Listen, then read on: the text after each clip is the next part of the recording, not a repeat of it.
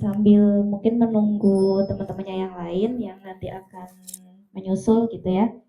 Bismillahirrahmanirrahim. Assalamualaikum warahmatullahi wabarakatuh. Alhamdulillahirabbil alamin wa bihi nasta'inu ala umurid dunya waddin. Wassalatu wassalamu ala asyrofil anbiya'i wal mursalin Sayyidina Muhammad sallallahu alaihi wasallam wa alihi wa sahbihi ajma'in. Yang terhormat Kak Bayu Veda yang sebagai narasumber nanti, kemudian Ibu Rani sebagai Kepala Sekolah Serasi, teman-teman panitia, serta teman-teman peserta serasi yang sudah datang. Alhamdulillah ya, pada kesempatan kali ini kita kembali berkumpul di acara bulanan Sekolah Pranikah Salimah. Insya Allah ini pertemuan keempat ya, teman-teman ya. Sudah masuk ke pertemuan keempat dan sekaligus ini istilahnya nganyari ya teman-teman. Alhamdulillah sekarang Salima sudah punya sekret ya. Ini adalah sekretariat baru dari Salimah ya yang menaungi program serasi. Nah ini kemarin baru aja diresmikan. Ini teman-teman kayaknya program pertama yang langsung ada di sini gitu ya. Insya Allah nanti akan banyak program-program dari Salimah. Mungkin serasi juga nanti akan ada di sini. Mungkin teman-teman ada yang rumahnya deket sini, deket sama daerah sini. Oh nggak ada ya, jauh-jauh semua ya. Oke, sebelum kita masuk ke sesi utama ya nanti, alangkah baiknya kita buka dulu pertemuan kita pada pagi hari ini dengan pembacaan basmalah bersama-sama dan nanti dilanjutkan dengan tilawah. Bismillahirrahmanirrahim. Baik, sesi selanjutnya adalah tilawah. Kepada yang bertugas dipersilahkan.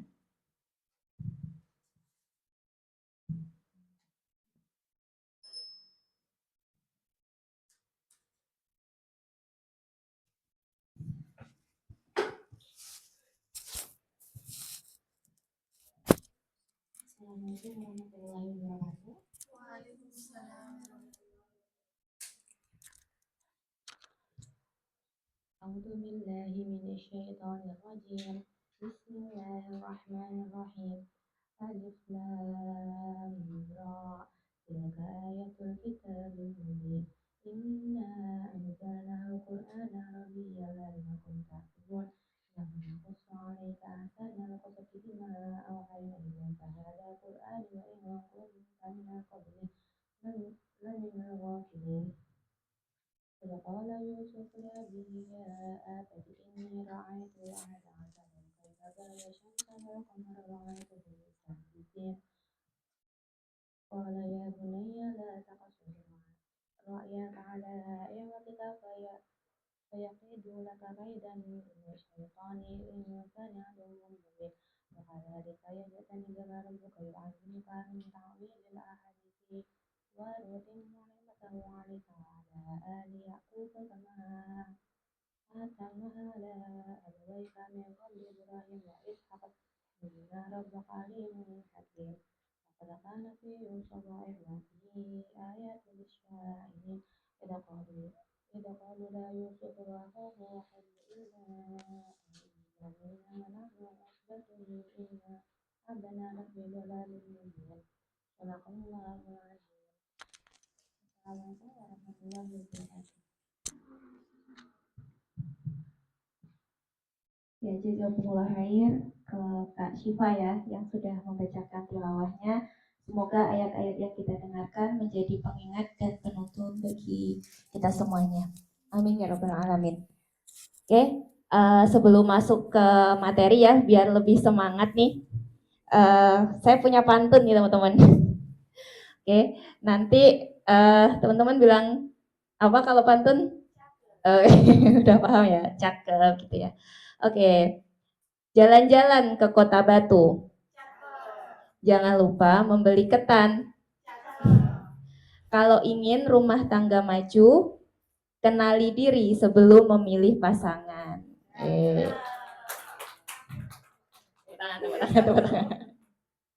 Satu lagi. Minum kopi ditemani roti. Duduk santai sambil membaca. Mencari jodoh memang berarti, tapi kenal diri adalah langkah pertama. Ya, oke. Tepuk tangan dong.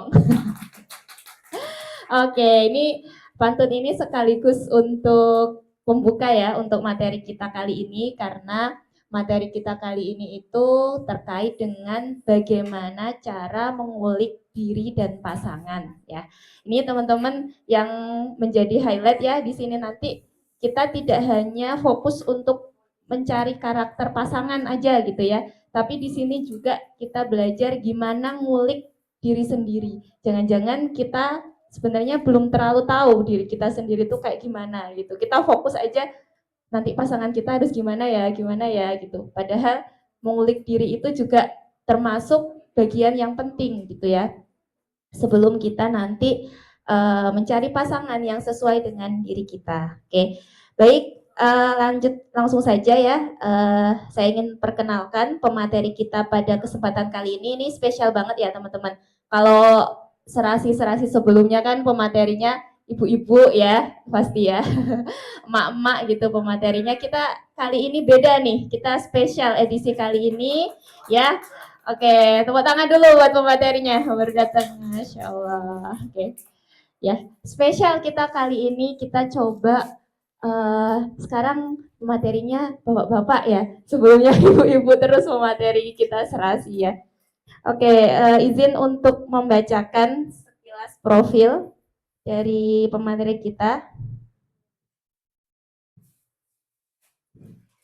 Oke, beliau adalah Bapak Bayu Veda, okay. Seorang profesional premarital trainer, penulis dan juga seorang educator, gitu ya. Saya ingin sedikit membacakan.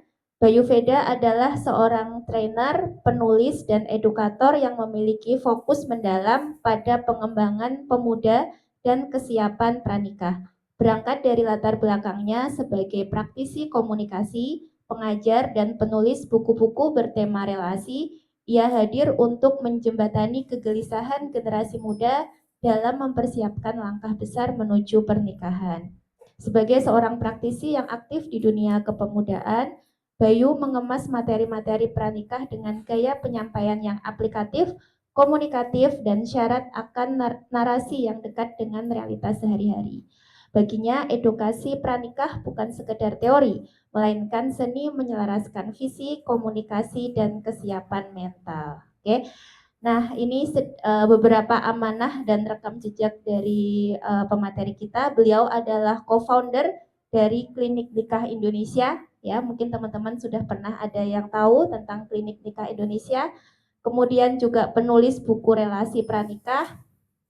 Kemudian juga educator dan community builder, kreatif konten, dan juga co-founder dari Level Up Bakti Nusa.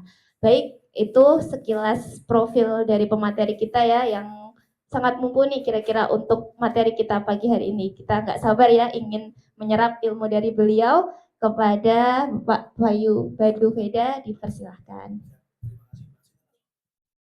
Terima kasih Marista. Bismillahirrahmanirrahim.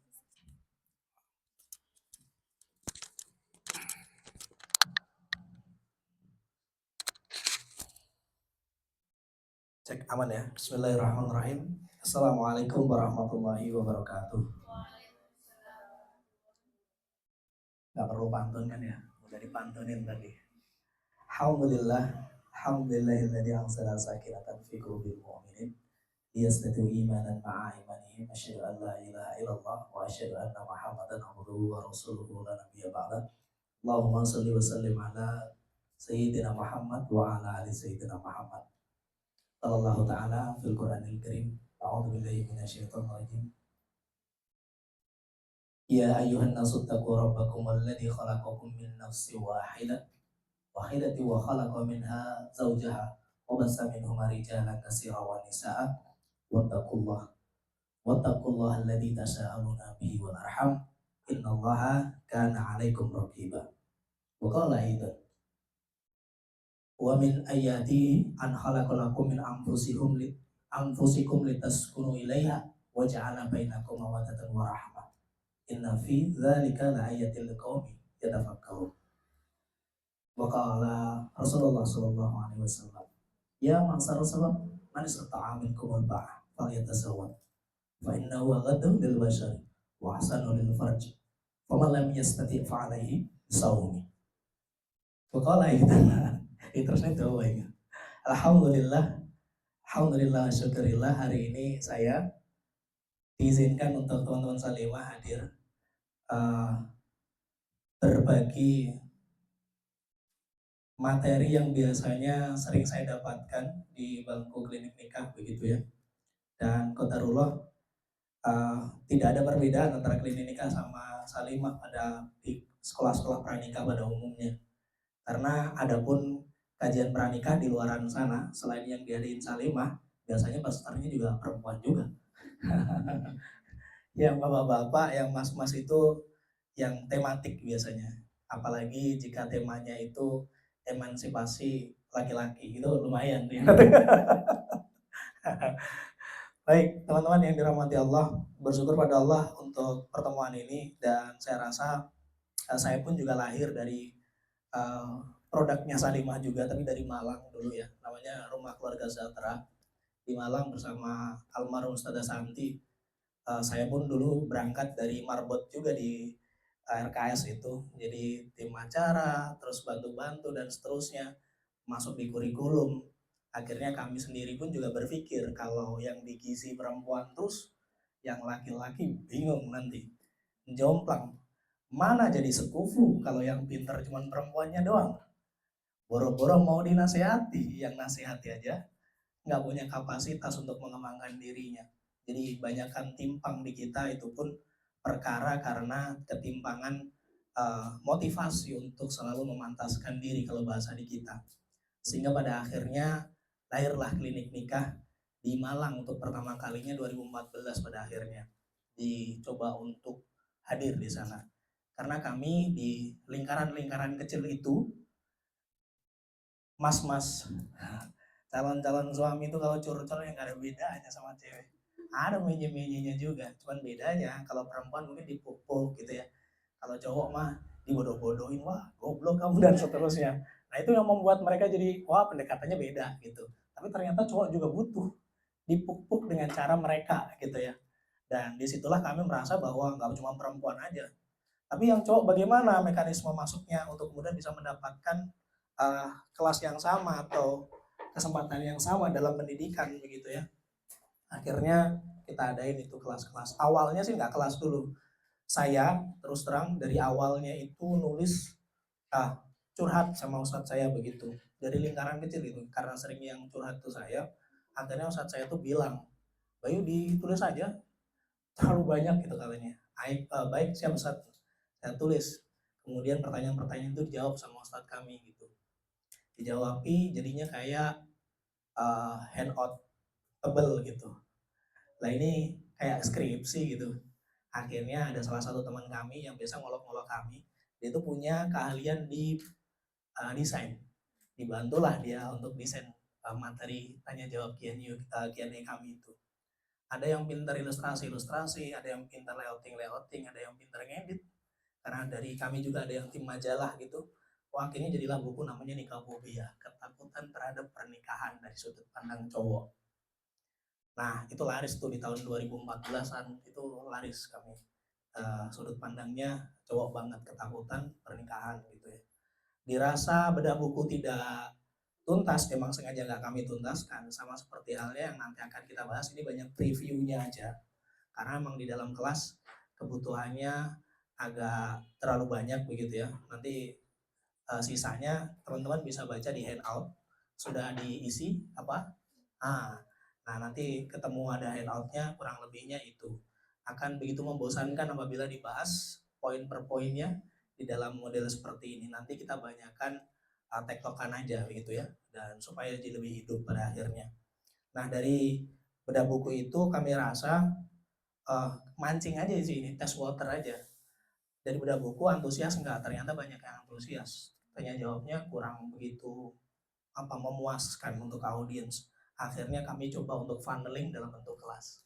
Jadi tidak tiba-tiba dan segmennya umum sehingga bukan jadi konsumsi internal atau eksklusif saja, bahwa kebermanfaatan kita juga dirasakan oleh orang lain sebagai media siar, sebagai juga pengembangan diri.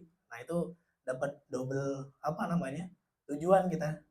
Asik tuh malah. Jadi seperti halnya player yang hari ini saya baru minta kemarin sama Bu Rani ya, saya share di teman-teman, walaupun klinik nikah Tulungagung baru berdiri setahun, nggak ada 6 bulan, karena kami 6 kali pertemuan masih itu. Habis itu puput. Di klinik nikah itu 13 kali pertemuan dengan 13 materi berbeda, dengan pemateri yang berbeda pula. Sampai pertemuan ke-6 kami rasa harus disudahi untuk sementara, karena alasan hal yang lainnya gitu ya. Sehingga kami juga untuk lanjut kelasnya kita pending begitu sampai waktu yang tidak ditentukan, sehingga beberapa alumni kelas juga, Mas boleh ikut, waduh ikut tuh daftar salimah saya Bobi ya baru aku. Tapi ya bisa jadi ya, bisa jadi itu jadi penetrasi siar juga untuk di luar sana. Banyak kan di perempuan juga kok Bu Rani. Mungkin bisa next time mungkin ada open class gitu untuk yang lainnya begitu. Dan itu pun juga terjadi di kelas kami klinik nikah yang lainnya seterusnya itu. Modelnya kami paket 13 kali pertemuan, adapun saya spesifikasinya ada materi mula tentang tahapan pemilihan jodoh, memantaskan diri, bla bla bla dan segala macamnya itu. Sedangkan yang lainnya ada banyak. Ada fikihnya kita bagi jadi 4 kalau nggak salah. Ada fikih taruh pranikah dan segala macam, khitbah, walimah, terus kemudian ada fikih munakahatnya apalagi ya, fikih jima, talak rujuk, terus fikih nafkah dan seterusnya. Itu dibagi jadi 4 kalau nggak salah fikihnya aja.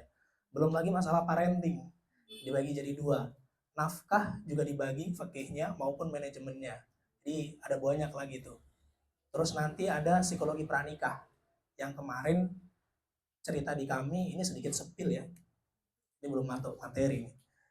Di spill di masalah psikologi pranikah karena dirasa teman-teman dari kelas sendiri ternyata kami banyak yang kecolongan menikahkan antar kelas gitu, satu angkatan gitu. Beberapa itu kecolongan bahwa makin kesini ternyata hayu saja nikah itu nggak cukup teman-teman. Mungkin salah satu spill dikit ya, ada beberapa case yang bagi kami itu unik. Salah satu diantaranya adalah perubahan karakter, bipolar ya.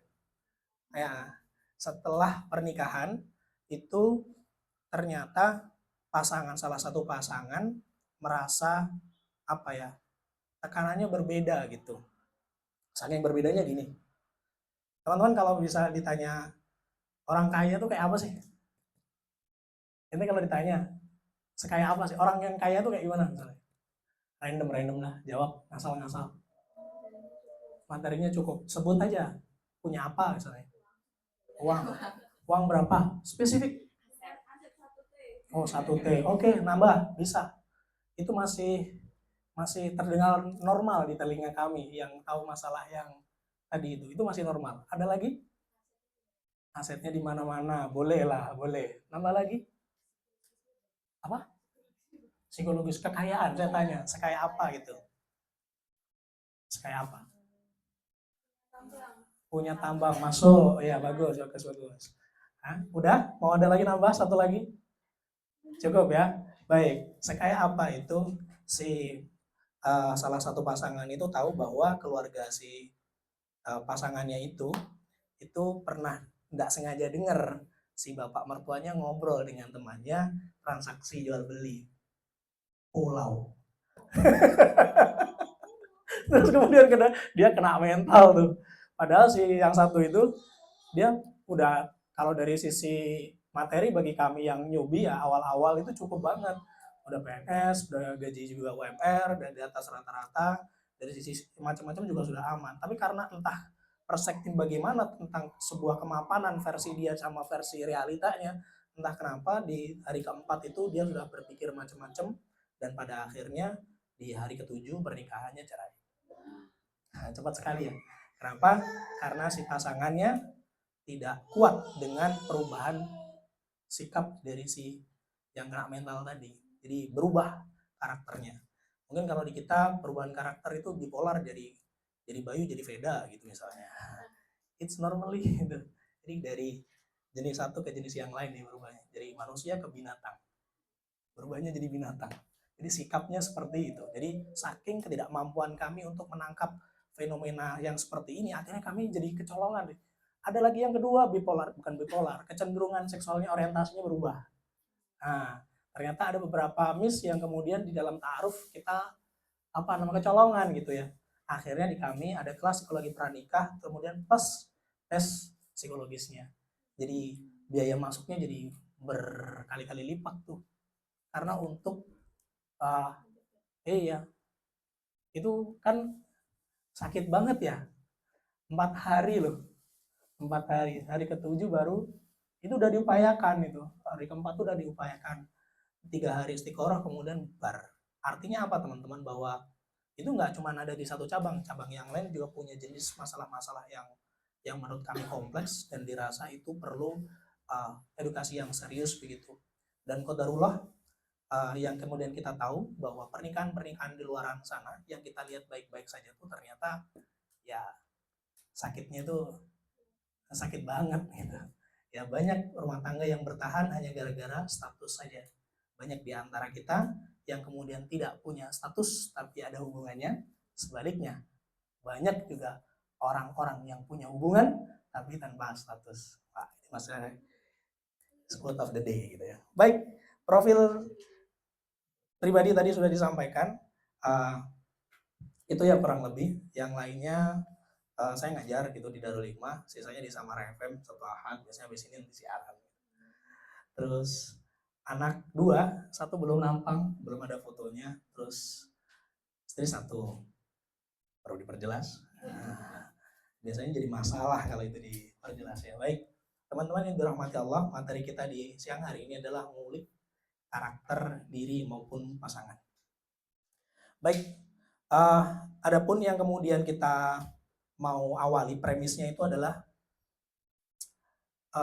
tadi sudah di-spill sama MC ya, bahwa banyak di antara kita itu yang sibuk untuk menggali karakter calon pasangan siapa yang datang gitu ya. Sementara dirinya lupa bahwa diri kita yang kemudian perlu dipantaskan. Karena apa teman-teman? Saat ini udah mulai banyak sekali ya orang-orang, bukan orang-orang aja sih menurut saya, teritorial nih bahasanya. Beberapa negara-negara jumlah persentase maritalnya tuh turun. Iya nggak sih? Di Asia aja ya udah banyak. Dan Indonesia ini juga mengalami kecenderungan yang sama, walaupun tidak separah yang lainnya. Ya, kita juga gas-gas aja ya, sikat-sikat, nikah, nggak peduli segala macam. Sampai saya pun juga ada sedikit dilema jika harus menghadapi dua sudut pandang. Karena saya pernah di panel itu, kapok lagi kalau acara di panel tuh saya sudah. Di Win Malang kalau nggak salah itu di panel sama teman-teman dari BKKBN kalau nggak salah ya. Satu tapi seru sih, cuman rasanya kayak saya kurang akhlak aja, jadi kurang adab aja karena kita di pos-posin gitu, situ pro nikah yang dewasa antaran sesuai dengan pemerintah ya, umur 20 sekian baru, sedangkan saya di tim pro nikah muda gitu. Padahal saya nggak pro juga sama nikah muda, saya pro persiapan nikah muda gitu. Tapi kalau pro nikah muda enggak juga, karena memang banyak faktor yang kemudian banyak kesekip orang-orang di kita, yang mana banyakkan orang nikah muda tanpa adanya bekal yang cukup, terutama ya kalau bilang visi misi niat itu kan kayaknya klise banget ya, tapi serius nih, itu masalah teman-teman. Jadi kalau ditanya apa visi misi nikahmu, nanti kalau kalian nggak bisa mengulik karakter diri kita sendiri, jawabnya akan ngasbun yang ngasbun banget. Maka itu kita penting untuk kemudian belajar tentang ini. Tadi udah dibagi ya linknya ya, jadi ini sudah aman ya berarti. Kira-kira teman-teman banyakkan, saya mau cek sih, sebentar. Saya coba cek ya. Sambil udah selesai semua itu? Oke, baik.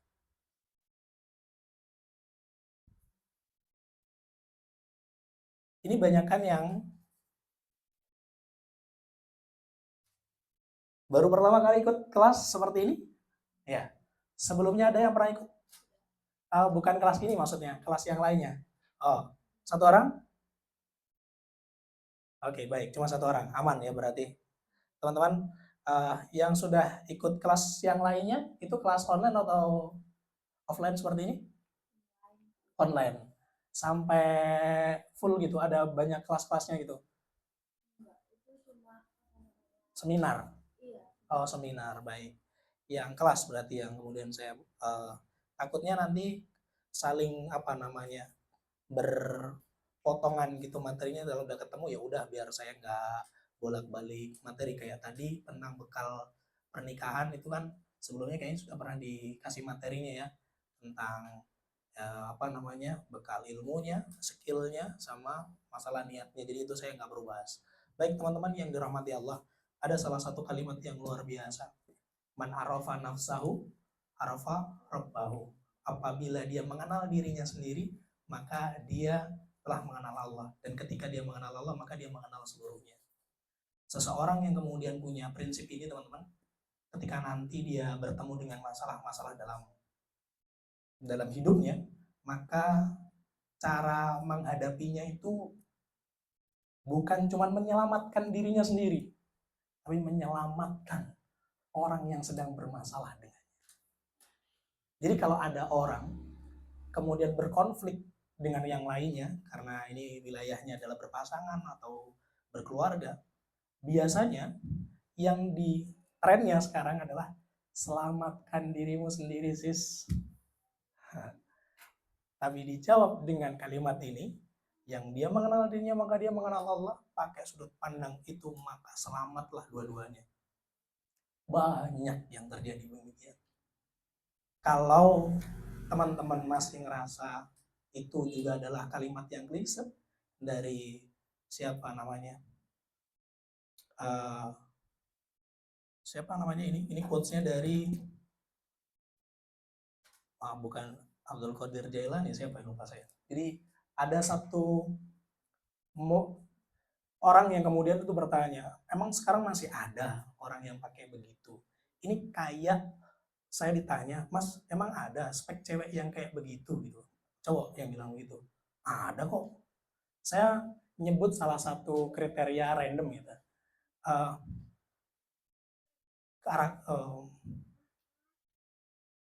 kriteria apa yang kemudian rare di calon pasangan misalnya. Saya sebut paling rare, yang paling sulit adalah dia nggak punya sosial media misalnya. Nah, kemudian si teman saya itu ada salah satu postan jawab, masa ada zaman sekarang cewek yang nggak punya sosial media? Ada kok, ada dan banyak. Loh, kok banyak? Iya, ya bukan berarti di tempatmu nggak ada atau bukan berarti kamu tidak tahu bahwa itu tidak ada. Di luar sana tuh ada yang begitu dan banyak. Dan banyak, sama seperti halnya ada orang yang menyelesaikan masalah hidupnya dengan ketaatan kepada Allah. Dan itu berhasil, banyak banget. Jadi kalau kita itu adalah apa yang kita sering lihat, apa yang sering kita dengar. Kamu adalah apa yang sering kamu baca dan apa yang sering kamu tonton. Algoritma hidup kita itu ditentukan oleh itu. Kalau bahasa saya sekarang mungkin disesuaikan sama generasi sekarang, kamu adalah klik tombol panah, itulah kamu. Dia yang sering muncul, yang sering kamu hubungi. Kamu adalah siapa yang muncul di FYP-mu. Maka kita akan dididik berdasarkan apa yang sering kita lihat dan apa yang kita dengar tadi itu. Nah sekarang trennya adalah fokus sama diri sendiri. Dan selesai sampai di situ, tidak teman-teman. Solusinya adalah dua. Selesai sama diri sendiri, kemudian kamu akan mengenal tujuan dalam hidupmu. Nanti kita akan belajar kalau ada waktu untuk mengenal siapa diri kita.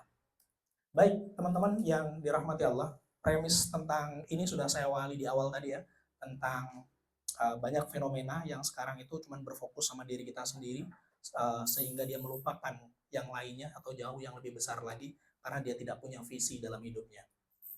Nah, kita akan masuk di siap nikah versus pengen nikah. Di sini langsung udah ke expose nih. Ini saya bikin paling gampang aja pakai tabel, di compare aja. Apa bedanya orang pengen nikah sama siap nikah?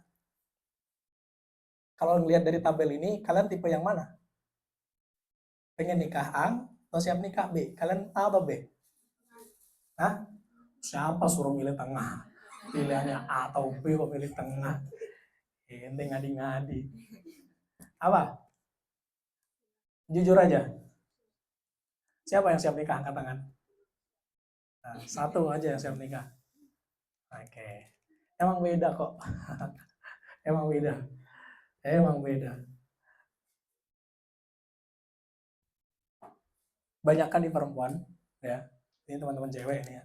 Banyakan di pengen nikah. Pengen nikah. Jawabannya ketika ditanya, udah siap nikah atau belum? Gitu. Banyak yang tidak angkat tangan dan jawabnya bingung. Sementara yang siap nikah cuma terhitung satu di kelas ini. Kenapa demikian? Faktornya banyak, ya. Waktu adalah jawabannya, betul nggak? Halus kan? Halus. Karena cewek ini segmennya. Kalau cowok saya pakai bahasa geradakan. Dan mohon maaf, kadang saya masih kecampur-campur karena seringnya ya juga circle-circle kecilnya ya cowok-cowok gitu. Saya terlalu ceplas-ceplos nanti ya protes-protes aja gitu ya. Ini live kah? Ya. Nah, ya sudahlah. Berarti harus jaim. Berarti siap. Teman-teman yang dirahmati Allah, banyak kan teman-teman di kita itu yang kita tahu cuma pengen nikah aja. Karena faktor apa? Ya yang sering nongol di timeline mereka gitu. Di timeline saya udah nggak muncul yang begitu-begitu. Nggak ada FYP saya menye-menye lari-lari pinggir pantai, posting tangan, apa, nggak ada di tempat saya. Gitu. Apakah dulu Satboy juga melakukan hal sama? Iya. diprotes. Ada banyak senior kami di RKS itu juga saya ingat di Malang. Afan gitu, mbak-mbak senior saya bilang. Kami tahu bahwa rumah tangga antum bla bla bla begini, tapi bukan berarti kami harus nontonin itu semua. Wah, apa yang salah pikir saya waktu itu? Ternyata algoritmanya masih kecampur saat itu. Dulu algoritma gak kayak sekarang ya, dia kan ketemu dengan apa yang kita cenderungi saja. Nah, banyak kan di teman-teman itu cuman pengen nikah karena apa? Karena diisi dengan ekspektasi. Sementara persiapannya di kelas sebelumnya, ya kan? Di kelas sebelumnya berarti ya, siap nikah itu. Siap dari sisi mentalnya, persiapan dari sisi ilmunya, persiapan dari sisi agamanya kosong. Kosong. Banget kosongnya. Kosongnya kosong banget. Dulu kalau di kami ya, ada kelas yang namanya memantaskan diri. Saya biasa itu ya, ada indikatornya gitu, ada tugasnya, penugasannya. Saya yang cowok-cowok itu bisa nyetir apa enggak, ganti tutup LPG bisa apa enggak, sampai ada indikatornya begitu, sampai ke breakdownnya sampai detail. Apa ganti lampu bisa apa enggak gitu. Nah itu jadi salah satu life skill ya gitu maksudnya ya. Jadi karakter di siap nikah itu sampai bisa di breakdown sekecil itu, sama di wilayah-wilayah teknis seperti itu. Yang perempuan juga sama. Sementara sekarang kita banyak terromantisasi dengan pemenuhan hak-hak saja dibandingkan kewajiban. Yang tidak harus pinter masak lah, yang harus pinter ini itulah. Ya wes telon so, cuma begitu. Telon so gitu. Ada banyak teknis-teknik kecil di kelas Medan itu, ada kelas cooking kelasnya, ada kelas memijat, ada kelas memijat, kan begitu seru ya, bisa jadi dipakai oleh teman-teman, inspirasi aja ini. Kami pun di Malang juga nggak melakukan hal yang sama kok. Maksudnya itu adalah inspirasi aja. Medan itu sudah sekarang chapter berapa ya? Angkatan ke-18 kalau nggak salah. Yang paling bertahan itu klinik-klinik Medan sekarang. Mereka bagus sekali secara siasahnya juga bagus. Teman-teman di parlemen juga mendukung, disupport dan segala macam. Bahkan nikah masal itu udah beberapa kali di sana. Jadi bagus deh program-programnya. Jadi gebrakan-gebrakannya ya aneh-aneh gitu. Gebrakannya aneh-aneh. Jadi di breakdown sampai sedemikian kecilnya. Nah, teman-teman yang dirahmati Allah, banyak kan di kita orang-orang itu dari Sabang sampai Merauke, bahkan dari Jawa sampai ke dual Arab sekalipun itu akan ketemu bahwa yang dinamakan pernikahan mereka berfokus pada di resepsi. Cuman ngurus resepsinya aja. Iya. Sampai selesai sampai di situ. Di mana-mana yang diurus itu ya. Iya. Iya, pesta. Fokusnya ada di sana. Harga kuade berapa, gebyo iu piron, sakmono, catering biro, sound system biro, dan segala macam. Undangan nanti desain yang cute gimana. Kalau dibuka sekeluar kuku-kuku biar gitu. Kayak biro, kuing, kalau nyetak 500 dan seterusnya. Nah, fokusnya ada di itu aja. Sementara di kita kebanyakan kurang berfokus di wilayah-wilayah kewajiban. Bahwa seseorang yang nanti kelak akan jadi pasangan kita, maka punya karakter pada akhirnya masing-masing. Yang calon pasangannya nanti pengen dia adalah di wilayah bisnis, ya kita harus siap dengan masalah-masalah urusan bisnis. Kalau yang nanti pengen dinikahi, misalnya dari keluarga yang backgroundnya pendidikan, maka juga harus siap dengan tuntutan strata dan pendidikannya. Yang urusan agama juga sama. Saya pun juga sama gitu ketika ditanya, nggak ada persiapan sama sekali. Pikir saya ya dari Sabang sampai mereka yang ditanya itu berarti masalah malnya, ba'ah itu ya. Ya maksar salat manis tata'a minkumul ba'ah. Kata Nabi kan begitu ya. Ba'ah itu apa? Mampu, pantas. Bagi kita para cowok dengan bodohnya kita artikan itu secara materi saja. Alah isulah gak akad-akad, mas kawin seserahan masuk lah. Anggota tasakuran masuk, walimah oke lah gitu. Sampai di tempat tanpa adanya bekal yang cukup, itu tidak ditanya, tapi pertanyaan yang lainnya ditanya. Karena apa? Kosong. Ditanya apa? Kebetulan kalau di kami saya ditanya, pernah mondok di mana? Kan kosong saya. Waktu itu saya jawab aja iseng. Pondok Ramadan saya bilang. Qadarullah itulah yang menyelamatkan saya juga. Jadinya seru tuh, satu ruangan. Walaupun ada yang malu, kok jawabannya konyol banget begitu. Tapi kalau saya jawab pondok A, B, C, seandainya saya pun juga mondok, mungkin akan ditanya pertanyaan macam-macam. Adalah teknis-teknis bagaimana cara menjawab pertanyaan-pertanyaan begitu. Tapi saya beneran kaget itu ditanya mondok. Di mana secara tidak langsung, itu adalah penolakan. Tapi kok darulah karena saya kosong, datang lagi. Itu ada penolakan halus kan? Iya. Coba kalau misalnya kamu ditanya, calon pasanganmu itu adalah pebisnis misalnya. Pertanyaan bagusnya mungkin gimana punya toko berapa misalnya kan kosong kita waduh toko berapa 13 Pak online semua tapi nah, itu kan kalau ada bekalnya kan kita agak-agak ada isinya gitu nah gimana cara goceknya ke yang lebih ini kan jadi tahu dan kita pun juga ada isinya bener karena kita ngurus cara penjualan online dan segala macam karena kosongan betul maka sesuaikan ini ya bahwa ternyata obat dari resah itu adalah persiapan skill komunikasi juga mempengaruhi itu. Merespon konflik agak susah lagi ini. Karena jatuhnya orang yang kemudian punya kecenderungan untuk merespon konflik, mereka yang kemudian punya interaksi yang cukup lekat. Dan biasanya ini masuk ke jenis ta'aruf rasa-rasa. Rasa pacaran, rasa tetelan, sering ketemuan, telepon-teleponan dalam rangka untuk mencari kecocokan kecenderungan karakternya entah itu dengan cara pacaran ketemu teleponan segala macam itu nah yang nggak ketemu sama sekali nggak kenal gimana cara mencari clue-nya tentang bagaimana cara dia merespon konflik ya kita nebak-nebak jadinya ya nggak sih misal nih ente dikasih nih proposal kosong gitu yang kemudian kamu nggak tahu dia siapa segala macam masuk gitu bertua aduh ini mantap kali ini yang didata dia gitu kira-kira kalian iyain begitu dia trauma dia mungkin berapa proposal yang kamu buang coba ayo agak sulit kan itu ya agak sulit tapi untungnya di jamaah kita enggak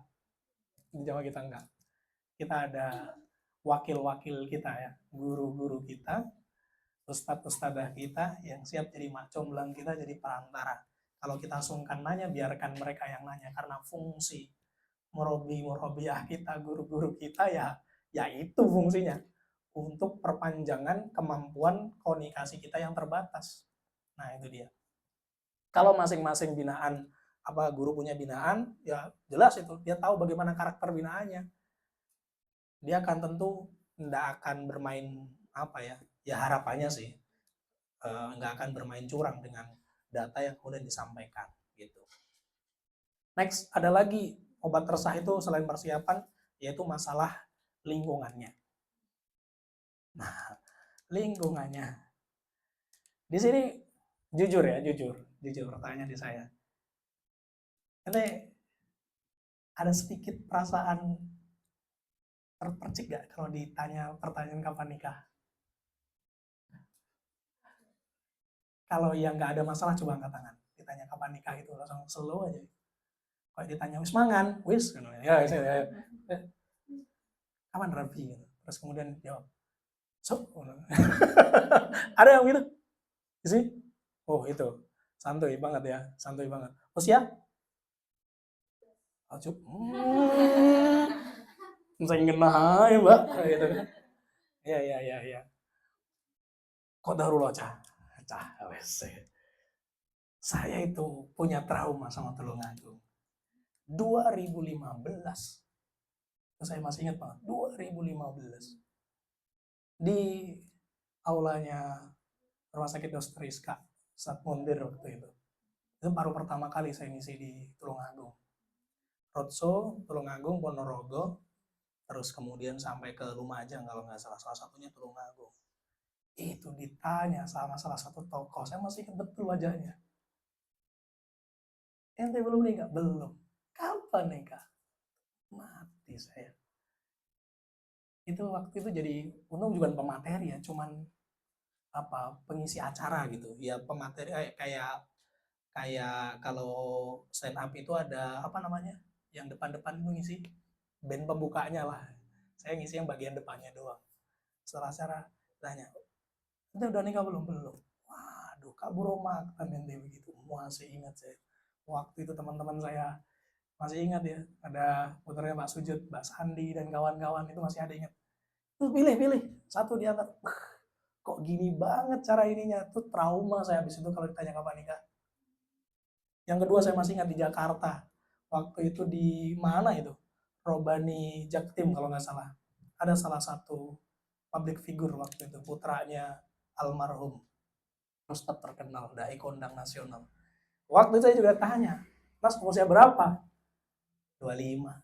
25 belum nikah gitu. Bahasanya cowok ya. Terus ngapain aja 25 belum nikah-nikah itu di depan pas lagi show acara begitu. Wah, ketawa semuanya, wah ger gitu. Ya udahlah, riding the wave aja, pura-pura ngelas gitu. Wah, biasanya begitu ya, munculnya sudah begitu aja lah. Itu masih teringat saya membekas itu. Bagi saya, ketika saya pun udah nikah, maka saya akhirnya jadi punya alasan untuk tidak segampang itu tanya kepada orang lain, kapan nikah? Gitu. Karena itu efeknya secara psikologis beda. Karena setelah ada pertanyaan nikah, kapan nikah, akan terbit pertanyaan, kapan punya lowongan? Dan itu lebih menyebalkan lagi gitu kan ya, bagi beberapa orang. Karena saya pernah keceplosan menanyakan itu kepada pemateri yang kemudian acara dia tidak punya lowongan. Waktu itu masih ingat, orangnya marah-marah. Nah ini dia teman-teman, bahwa knowledge kita terhadap lingkungan itu sangat berpengaruh bagaimana cara kita menyikapi keputusan dalam hidup kita ke depannya. Orang yang kemudian tenang, dia punya kapasitas pengalaman yang banyak, maka dia juga akan jawabnya juga enjoy aja. Enjoy aja. Ada salah satu yang tadi tanya, udah siap nikah? Siap ditanya. Kalaupun dibully, saya jelas berani bully mbak ini. Karena model-model seperti ini dia agak strong model yang begini. Ya kan Mbak? Itu agak santai kan kalau bisa ditanya udah ini lagi, apalagi jika sama-sama punya pengalaman trauma yang sama gitu. Jatuhnya bukan dibully, tapi kayak ditemenin jadinya. Gitu teman-teman. Baik, obat resahnya berarti apa? Ya bagaimana cara kita mempersiapkan jauh-jauh waktu. Bahasa di kita adalah memantaskan diri.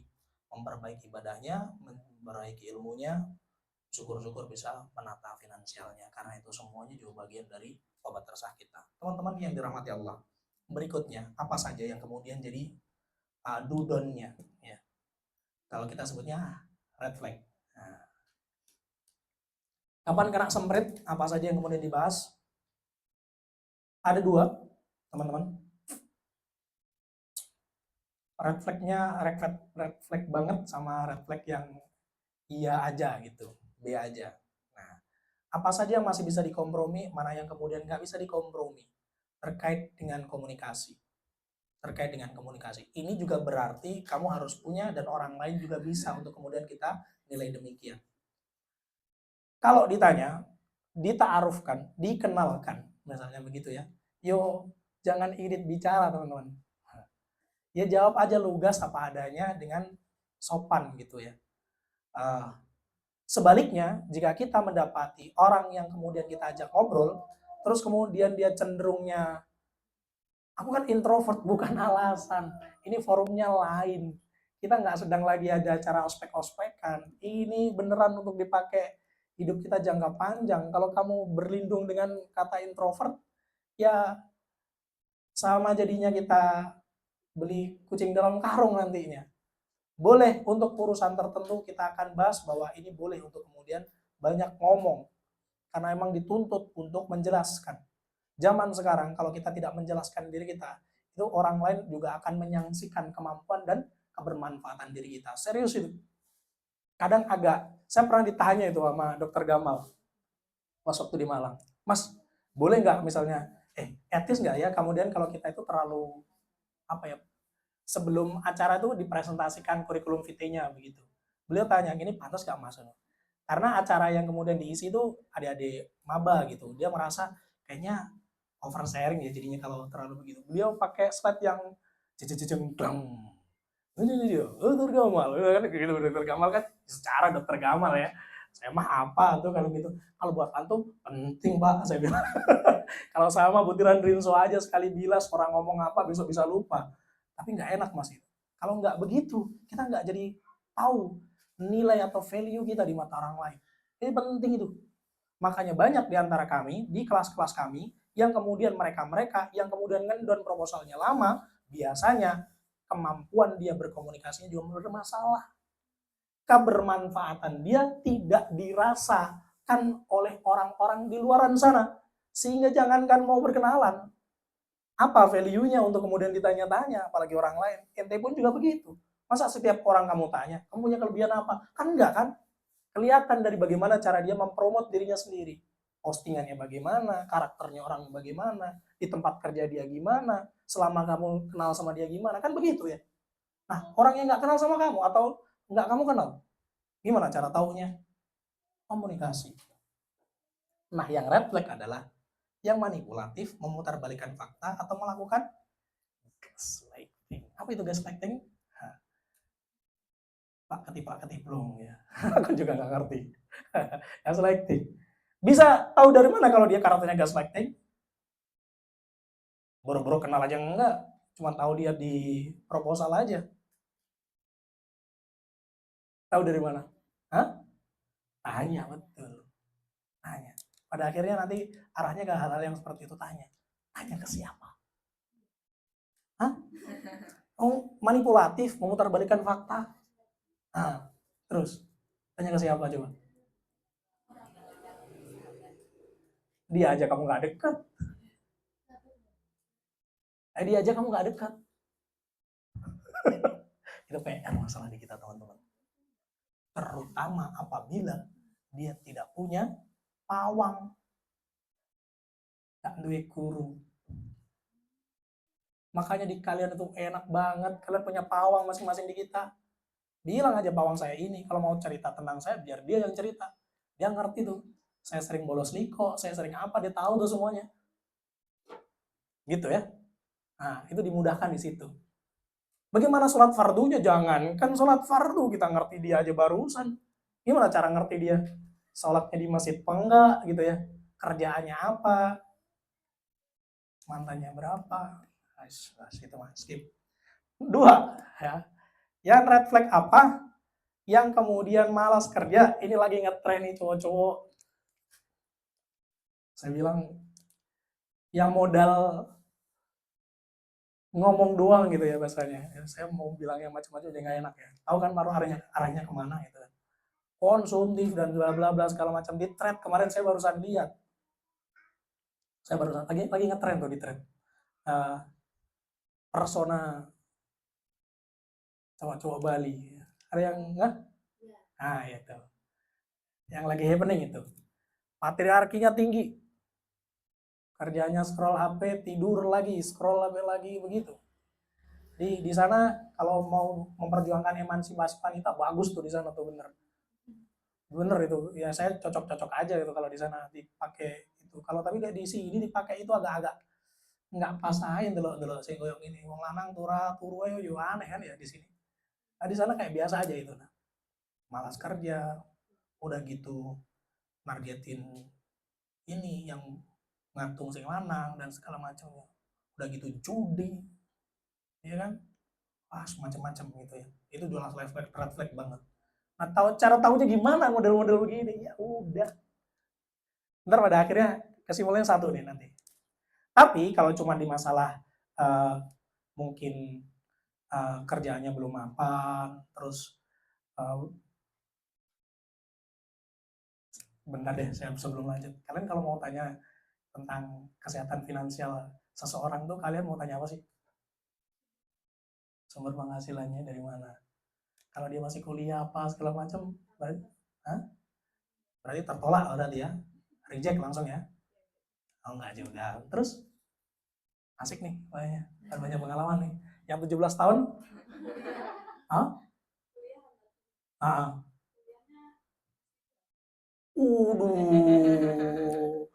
bare minimum ya itu ya. Aduh, aduh, aduh. Oh gitu. Dapat om tuh. Ya nggak apa-apa ya. Yang penting kan secara finansial aman ya. Nggak bisa dipungkiri. Coba kalau tanyanya gimana nih? Apakah dia kesehatan finansialnya aman gitu? Beneran bisa tanya begitu ntar ke orang? Seumur-umur saya memerantarai orang, Cah. Seumur-umur. Seumur-umur. Saya baru pertama kali, Bu Rita, di Tulungagung ini jadinya 1 tahun yang lalu. Saya menemani orang yang lagi nador. Dan dia tanya tentang utang. Lugas bener nih mbak-mbak. Gitu. Tanya tentang utang. Tapi bagus nih, plot twistnya bagus dia. Sopan jadi jatuhnya. Kenapa saya tanya utang? Soalnya saya ada tanggungan keuangan. Ih, cakep nih dia. Dia begitu cara ininya.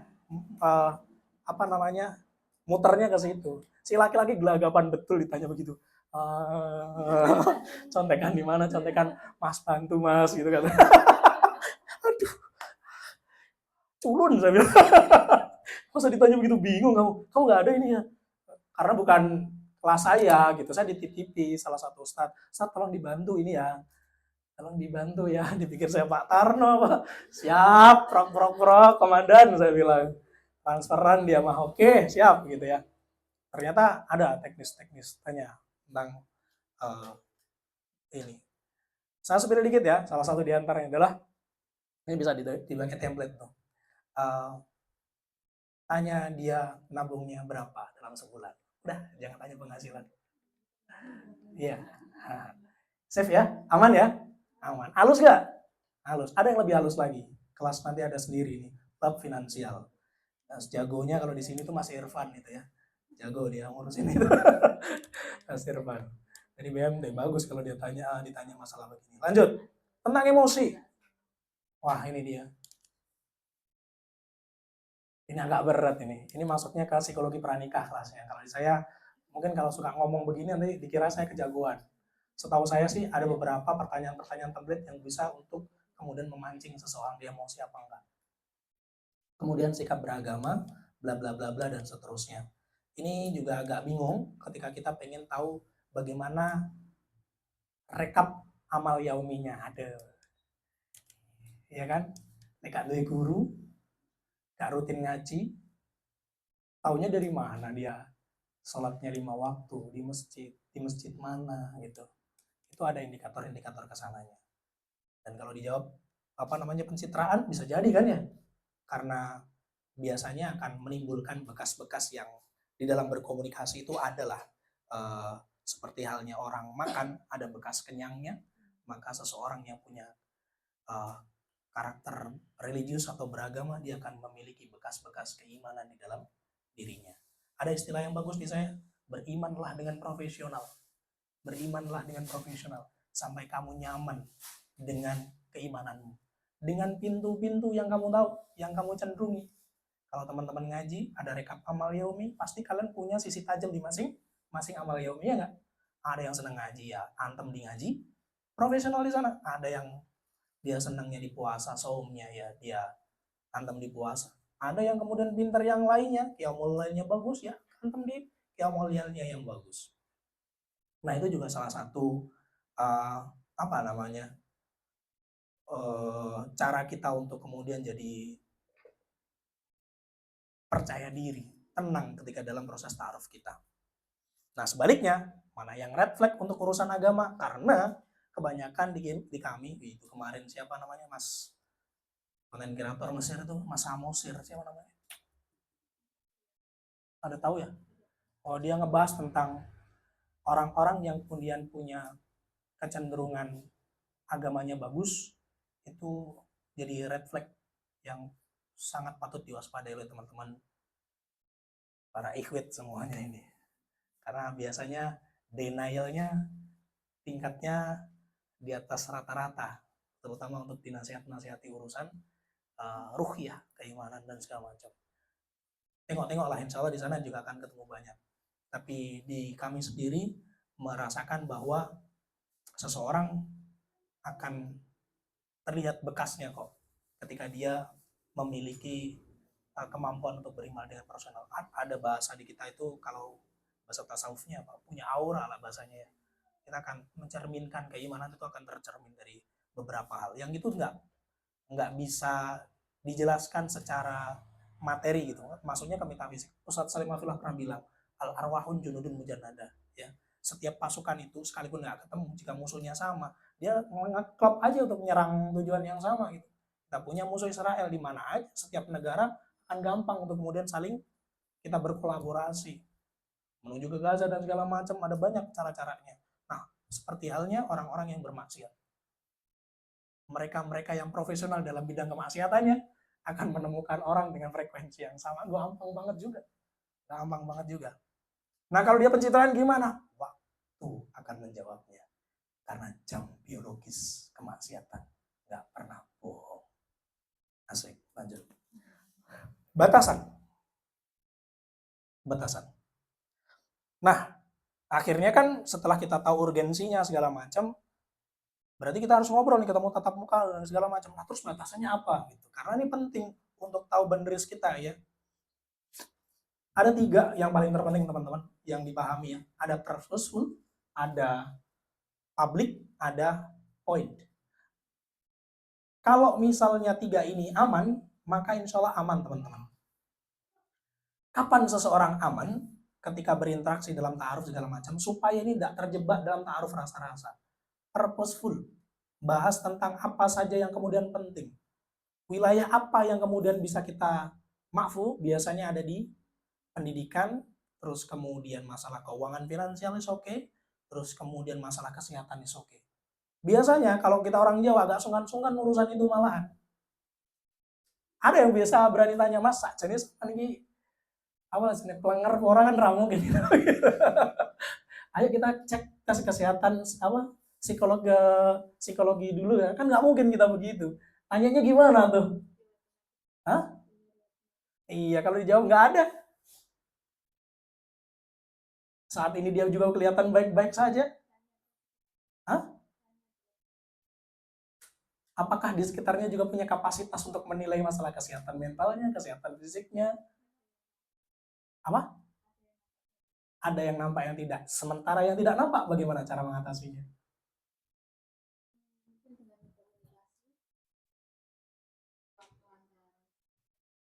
Nah, masuk. Nah, akhirnya larinya ke sana lagi kan ya. Kecenderungan dia punya orientasi seksual yang berbeda. Ngetren kan banyak kasus seperti ini. Punya dia ternyata iya lagi ngetren tuh sekarang di Indonesia. Iya, cowok ketemu cowok, cewek ketemu cewek. Aduh, gimana ini cara begini segala macam. Emang harus dibicarain teman-teman. Hal-hal seperti ini jadi sesuatu yang kemudian apalagi kita orang Jawa nggak enak kan masa tanya begitu. Pas waktu khidbah tanya itu bawa keluarga masa kamu tanya begitu.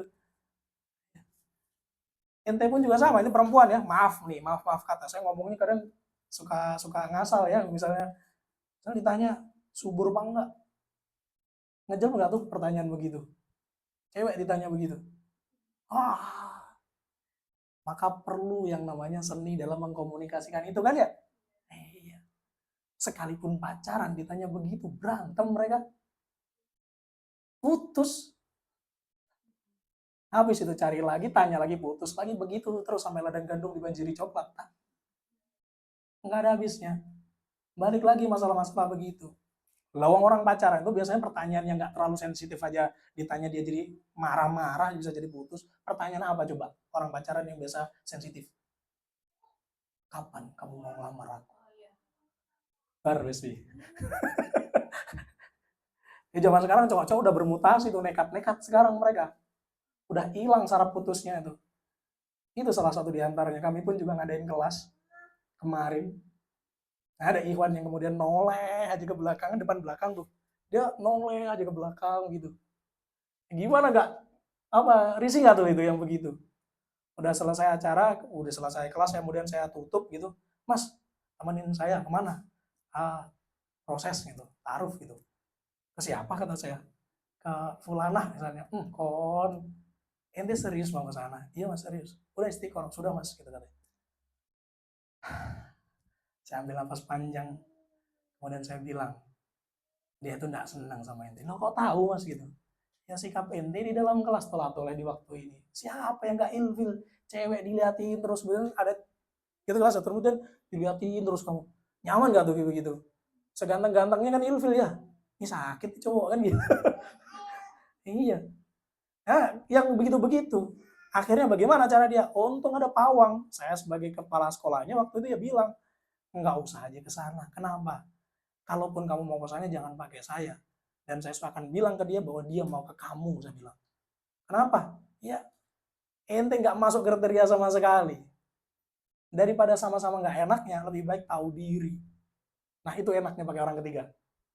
Ada orang yang belak-belakan. Soalnya si orang ini, kalau nggak pakai belak-belakan, dia nggak ngeh. Tipe-tipe yang mukanya tembok tuh tembok banget gitu udah. Dan memang harus ada yang begitu gitu. Orang-orang juga begitu, ngomongnya mas tega mas sama begitu, ada teman yang begitu. Apa yang dia sih ngomongi?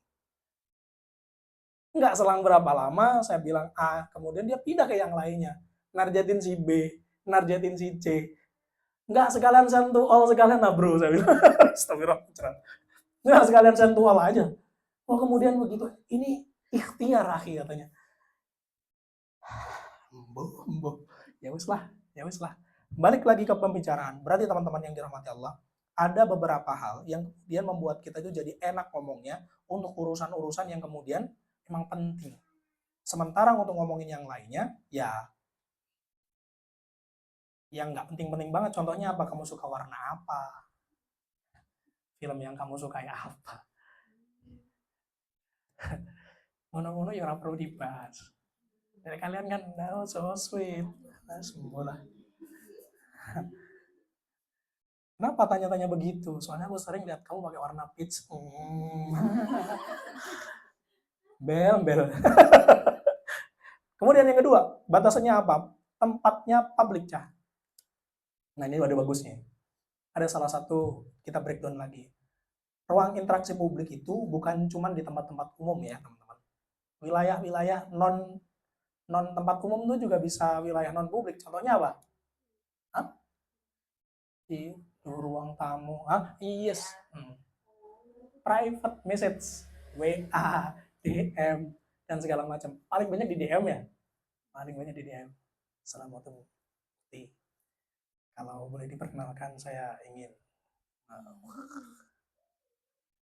ngono ki kancaku yo enek sing enak ya. ikut kelas lagi. Dia pas neng kelasnya nyapo loh. Apa kok iki? Aduh. Setelah ada masalah baru dia komplain gitu. Yang kemudian saya bilang sentual itu betulan ada. Jadi interaksinya publik. Jadi hindari yang sifatnya jalur pribadi gitu ya. Saya masih ingat juga ada beberapa teman-teman yang buat saya tuh manyel nih gitu. Tapi itu jadi kenangan yang manis bagi saya. Almarhumah teman saya satu angkatan beliau. Saya tuh kenal dia jadi bagus sekali gara-gara kami ada salah satu aturan di komunitas itu interaksi chat di atas jam 9 malam tidak diperbolehkan. Gitu. Jadi dan besok kamu ada acara, saya butuh koordinasi. Terus kemudian dia orangnya saklek. Enggak, pokoknya enggak. Nomor aku tak parah nih neng kontra nih tak wantem nih flash disk nyoh karepen saya bilang mulai sampai utruk-utruk mesu. Tapi itu jadi kenangan yang manis bahwa kami punya cara untuk berkomunikasi walaupun manyun-manyun walaupun marah-marah kami tetap taat pada aturan berlaku. Assalamualaikum ada yang bisa kita ini diskusikan nanti setelah pulang kuliah nih. Siap insya Allah nanti kita akan coba ini. Itu pas antri di ATM. Di antara kami ada 3 pengantri yang lainnya. Ketika kami ngomong dia, kalian ngomong bisa nggak sih ngomong ada depan gitu ya? Nggak usah ngomong kasih jarak begitu gitu ya. Itu jadi suatu hal yang jadi menarik untuk dibahas untuk kemudian jadi ini. Ketika semuanya udah berlalu. Dan itu jadi sebuah kenangan yang indah bagi setiap orang yang kemudian ada di jalur-jalur ketaatan. Mungkin kalian punya cara-cara sendiri, cerita-cerita sendiri yang nggak sama dengan kami, tapi itu jadi kenangan indah. Dan qadarullah, beliau sudah meninggal dunia. Dan itu jadi cerita yang baik. Dengan itu kalau ingat itu saya jadi Al-Fatihah untuknya, doa yang baik untuknya. Kita akan dikenang dengan apa-apa yang kemudian terkesan baik. Coba sebaliknya, mantanmu misalnya, astagfirullah, mati deh. Buat tengah neopo. Nah gitu teman-teman. Jadi ada interaksi-interaksi yang kemudian boleh atau nggak boleh gitu. Yang ketiga, poin yang tegas ketika ngomong, nggak usah menye-menye, nggak usah kemana-mana. Jadi bahasanya bahasa yang to the point aja. Oke kita mau bahas ini, tapi sebelumnya bisa nggak sih kalau misalnya kita bahasnya di cafe A misalnya. Oh ya, sebelum kita ngomongin ini, kayaknya ini dulu deh. Kok kamu pesen ini? Kenapa sih pesen itu kan? Ngapain ngomongin pesanannya? Udah fokus aja, fokus gitu. Makan mah makan, minum biar kalau nanti ngomong nggak gagap. Mau pesen teh, mau pesen kopi, serah-serah, suka-suka. Split bill ya, split bill. Oke, guys. Nyantai. Nggak usah yang apa namanya jadi apa nih sebelumnya saya mau tanya begini tapi bla bla bla bla bla bla muter kemana gitu. Habis itu flirting tipis gitu. Gitu. Astagfirullah. Lanjut. 3 tapi aman ya ini ya. Purposeful ya, yang tujuannya juga jelas, tempatnya di ruang publik, terus kemudian to the point. Nggak usah minye-minye, nggak usah kemana-mana, nggak usah muter-muter.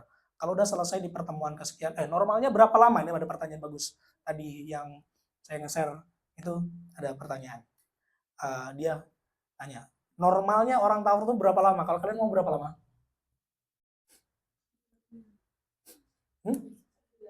1 bulan cukup? Udah bisa ngecek dia? Hacker bener tuh 1 bulan tuh. Riwayat likes-nya, dia nge-like-in postingan apa aja, second akunnya, dia punya berapa. Tapi zaman sekarang kan, penting itu. Pertanyaan iseng-iseng begitu nggak apa-apa tanya. Mas ini. Boleh tahu alamat sosial medianya? Gitu. Tanyanya. Maksud saya yang second account-nya, mati. Enggak kok bercanda. Bercandanya nggak asik nih orang. Ini kenapa ngerti banget kayak begini pemain nih. Kita ikut kelas. Sorry. Harus jelas gitu. Yang ini. Orang kalau percaya diri itu jadi tegen lah misalnya takok-takok gitu. Punya utang apa enggak itu jadi tegen. Kenapa? Karena kita bahas di sini. Kalau nggak pernah, bingung tenan kalian jangan ditanya. Apalagi kalian yang banyak bertanya. Nanti akan kelihatan mana yang kosong, mana yang enggak. Teman-teman yang dirahmati Allah di terakhir,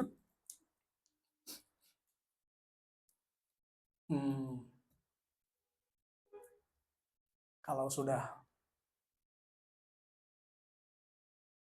terlalu kecil ya, selamat lah. Tapi ada di model nih kayaknya. Istaftikul bak materi. Ada nggak sih? Ada beberapa yang ada yang nggak. Kita bacain aja. Kemarin tuh saya lagi nulis novel.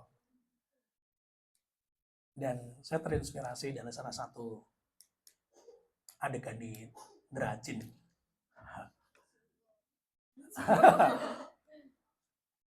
Kamu kira saya suka nonton yang begituan? Suka lah. Jadi, cara mencari pasangan hidup itu menggunakan hati, Cah. Bukan cuma ngandelin daftar syarat administratif aja. Ya karena bisa sih dibantu tulis pertanyaan biar nggak kagok pas waktu ketemu pakai ChatGPT. Bisa. Tapi maksud saya apa sih kemudian ngebahas ini?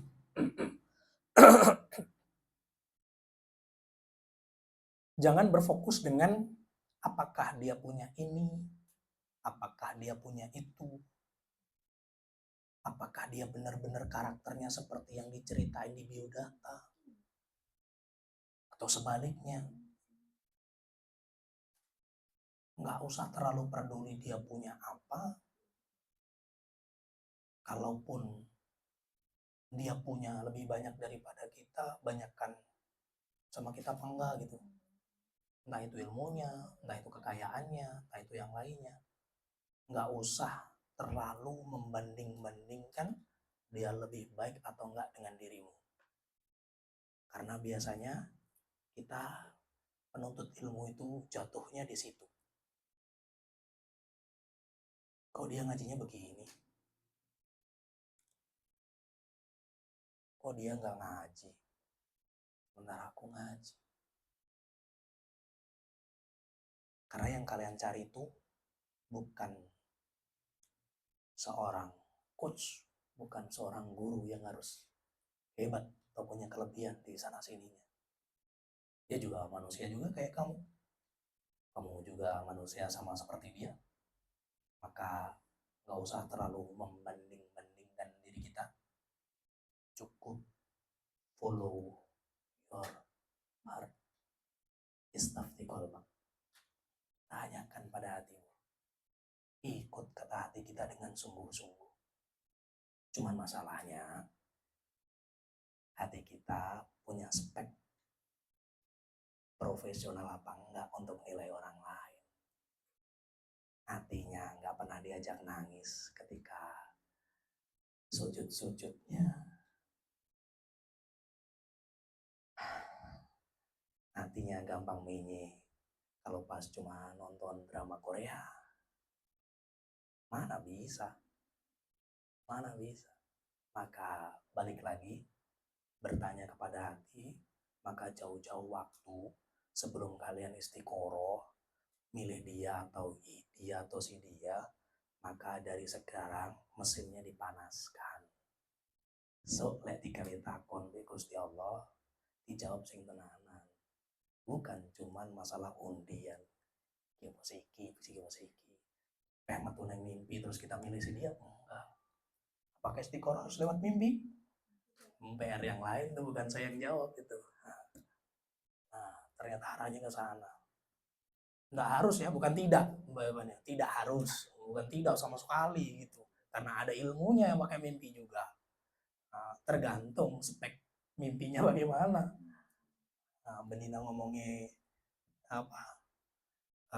Kebaikan dekat sama Allah ya kemungkinan hijabnya dibuka sama Allah dan kemudian diizinkan untuk kemudian membaca kemungkinan yang baik dengannya, baik bagi agamanya, baik masa depannya. Kemudian teman-teman yang dirahmati Allah, maka itu caranya bagaimana? Ya luruskan niat kita ketika kita milih dan memproses itu. Seseorang yang kemudian dia sungguh-sungguh, dia serius, dia biasanya tidak peduli dengan jawaban orang lain atau pertanyaan orang lain. Dia cuma fokus sama apa yang dia sudah ada yang punya. Sehingga kalau ada pertanyaan yang dirasa dia tidak bisa jawab, maka dia akan ya biasa aja jawabnya dengan tenang. Sudah mondok apa belum jawabnya? Belum ya belum aja. Tapi ya dipoles lah, jangan polos-polosan juga gitu. Karena kita nanti juga akan dibekali dengan kemampuan public speaking. Nah itu ada tab yang lain ya. Kemampuan untuk mempresentasikan diri kita ke keluarga calon pasangan itu ada sendiri. Ya nggak polosan-polosan amat gitu. Di klinik nikah diajarkan begitu. Dulu saya dapatnya dari RKS. Saya masih ingat Mas Adri, Surabaya Kediri itu. Di itu aja. Ada beberapa hal yang boleh disampaikan, ada yang enggak. Kenapa? Ada alasannya. Ini namanya teknik marketing. Wush. Masuk bos, gimana caranya? Ada gitu, ada. Tapi juga jawabnya dengan ketenangan, tidak dengan kepanikan, tidak dengan blonga-blongo. Enggak, jawabannya ada aja. Enggak gitu jawabannya. Kemudian di mana ada aja gitu. Repot. Jadi begitu. Orang yang kemudian ada persiapan dia akan tenang. Dia akan tenang cara jawabnya. Ada aja. Listennya open dia ternyata. Nah, masuk tuh. Masuk. Gimana grafik penjualannya? Oh gitu, lanjut tuh nanti jadinya. Nah itu dia teman-teman. Bahwa orang yang kemudian niatnya tulus, terus kemudian caranya juga bagus, ya kalian ketemu dengan cara-cara yang mulus juga. Jawabannya satu lagi, bahwa gimana kalau misalnya dia nggak jujur, gimana kalau dia banyak nutut-nututin, gimana kalau dia ternyata dia banyak pencitraannya. Serius nih teman-teman, bahwa jujur itu adalah penjara bagi orang-orang yang kemudian takut aibnya terbongkar. Jujur itu begitu. Akhirnya dia tidak akan bisa menikmati apa yang kemudian ada di dalam hidupnya. Kelihatan banget sudut matanya arahnya kemana. Nggak bisa dia nikmati pertanyaan-pertanyaan begitu, apalagi pencitraan. Khusus nih buat kalian para sister villa. Mudah bagi kalian pakai jilbab. Kami sulit. Ada bagi di antara kami yang sulit untuk menemukan jenggotnya. Saya aja jenggot muncul setelah nikah, punya anak satu. Anda kesolian ada di mana? Nggak bisa. Beberapa teman-teman, terutama yang muslim, kewampang. Cukup pakai jilbab, tambah cadar, kutip ayat sana sini. Jadilah teknik marketing paling singkat. Banyak yang kemudian kami kena cheat-cheat begitu. Cheat-cheat begitu. Tapi jawabannya, terutama untuk perempuan, apabila kalian ada di track yang lurus, punya historical story yang mulus, selamat kalian. Selamat. Karena kalian dinilai dari track record yang pernah kalian punya. Maka berbangga dirilah, percaya dirilah, merasa bahwa ya lagu Kun Anta itu cocok bagi teman-teman yang kemudian punya track record yang mulus di masa lalunya. Pede aja teman-teman. Kenapa? Bagi beberapa mereka yang kemudian sudah terjebak dalam kesalahan-kesalahan di masa lalu, sulit untuk hidup bisa merdeka di masa depannya. Terutama cewek ya. Kenapa? Saya ambil lagi. Saya ngutip kata saya yang awal tadi. Jam biologis nggak pernah bohong.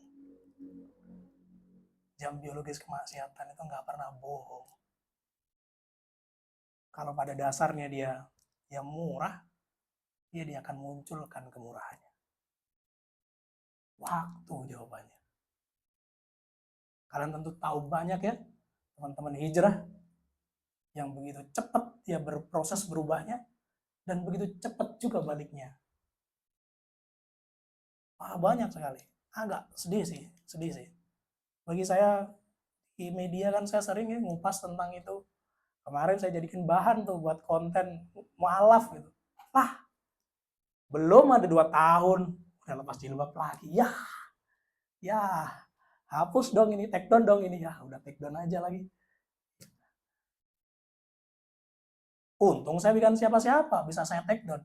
Kalau itu pasangan, mau di take down gimana? Apa yang saya harus jelaskan kepada keluarga kami, kepada anak cucu kami nanti, ibumu biar ini saya ini. Aduh. Nyesek lagi tuh. Baik, lanjut ya. Teman-teman yang dirahmati Allah, yang tadi ya, ada satu quote yang bagus, bekas orang makan itu pasti kenyang, nggak haus lagi, nggak dahaga. Begitu juga dengan orang sholat. Bekasnya adalah hatinya tenang, terhindar dari kemaksiatan, Karena apa? Pola yang baik biasanya akan bersisian dengan kecenderungan hasil yang baik. Apabila dia diuji, maka dia tahu itu ada minallah, itu semua dari Allah. Maka cara menyelesaikannya bukan menyerah, tapi dia akan terus berupaya, berikhtiar dengan caranya masing-masing. Yang diuji dengan apa kesetiaan, yang diuji dengan apa pangkat jabatan, yang diuji dengan rezekinya, malnya, dia akan cari cara begitu terus. Itu menunjukkan bahwa seseorang tidak akan pernah mengkhianati hasil, apalagi mengkhianati Allah. Manusia itu, untuk menjawab beberapa pertanyaan yang nggak saya lempar tapi nggak saya kasih clue-nya, manusia itu dilahirkan untuk terhubung dengan satu sama yang lainnya, teman-teman. Dia akan membentuk ikatan emosional. Apabila ikatannya mendalam, maka bekasnya juga akan kelihatan mendalam juga. Dan percaya aja itu demikian. Percaya aja demikian. Maka jika ada yang tanya berapa mantan yang kamu punya, maka jawabannya tahu semua.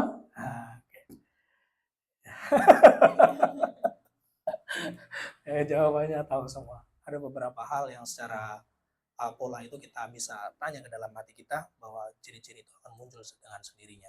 Apakah dia akan buruk seluruhnya atau setelahnya? Enggak. Karena tidak ada yang kemudian bertanggung jawab dengan lurus dan beloknya hati kecuali dirinya sendiri. Maka jangan mudah terbakar oleh kompor-kompor di luar sana.